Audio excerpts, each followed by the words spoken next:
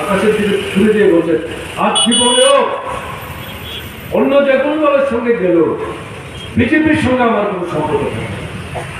নীতিশ কুমারের আমার কথা আবার উল্টো থেকে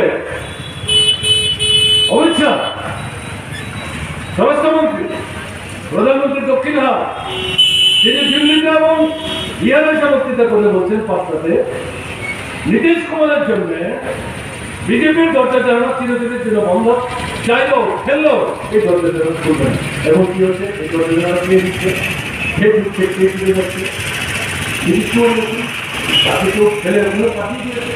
তার নিজস্ব একটা ক্যালকুলেশন আছে, হয়তো তার নাম কেউ প্রধানমন্ত্রীর জন্য বলছে না আকাশ পার্টির মধ্যে। আবার পার্লামেন্টে ইলেকশন হলে পর তাকে যদি সবাই আমরা আপনি ইলেকশনে দাঁড়ান যদি জিতে চান তাহলে বিধানসভার পদ ছাড়তে হবে। প্রধানমন্ত্রী হবেন না, বিধানসভার পদ ছাড়বেন, রাজ্যের মুখ্যমন্ত্রীর পদ হাতছাড়া হয়ে যাবে। তিনি তো পদলোভী, পদ ছাড়তে চান না। এটা হচ্ছে তার নভেম্বরের জন্য আবার মুখ্যমন্ত্রীর জন্য দল পাল্টে পাল্টে শপথ নেওয়া। এগুলো কিন্তু আমার তথ্য না, ব্যক্তিগতভাবে নীতিশ কুমারের সঙ্গে আমার কোনো ঝগড়া নেই। বরং আমাদের রেলানোর সময় তিনি তখন বিজেপি সরকারের রেলমন্ত্রী ছিলেন, সাহায্য করেছেন, সেটাও স্বীকার করবেন। একসাথে আমরা বক্তৃতা করি, তিনি বলছিলেন আমি তো ডাবল লাইনের জন্য যখন ভিত্তিপ্রস্তর স্থাপন হয় তিনি বলছেন রেলের ডাবল লাইনের জন্য কয়েক হাজার মানুষ চলে গেছে। এ তো আজব কাণ্ড, এটা আমি ভারতবর্ষে কোথাও দেখিনি। বলে আপনি তো পাটনায় আছেন, দিল্লি থাকেন, বুঝতে পারছেন না, এবার বুঝুন কিসের জন্য আমরা লড়াই করছি। তিনি বলছেন না না অন্যান্য আছে, অনেক আগে এগুলি করেছে। নীতিশের বক্তব্য কিন্তু আমি বলছি আপনার কাছে। যাই হোক, এখন একটা পার্টি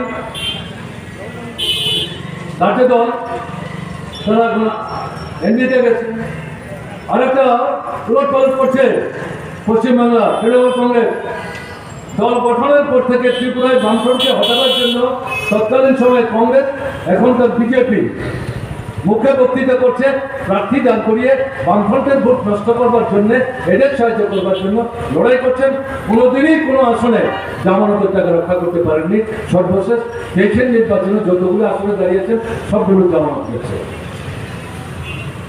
ওখানে হাঁকে বেঁকি করছেন, লাফালাফি করছেন বিজেপির বিরুদ্ধে। পশ্চিমবঙ্গের মানুষ বলছে আরে এমনিতে তো তাকে বিজেপি ঢুকিয়েছে, সেটা ওইটাকে ভাঙবার চেষ্টা করছে। যদিও কংগ্রেসের নেতৃত্বকে লক্ষ্য করছি, গতকালকে বক্তৃতা করছেন রাহুল গান্ধী যে না আসনের ব্যাপারটা একটা জায়গায় চলে যাবে। আসলে তো ভালো, আপনারা যদি আলোচনা করে আসনের সমঝোতা করতে হবে, আপত্তি কি আছে? মার্ক্সবাদী কমিউনিস্ট পার্টি বামপন্থী ফ্রন্টকে নিয়ে পশ্চিমবাংলায় বলছেন আমরা ইন্ডিয়ার সঙ্গে আছি, কিন্তু বিজেপিকে হারাবার জন্য তৃণমূলকে বাদ দিয়ে বিজেপি বিরুদ্ধে লড়াই করলে এই লড়াই পশ্চিমবাংলায় অর্ধেক হবে। পশ্চিমবাংলার লড়াই একাধারে বিজেপি এবং তৃণমূল।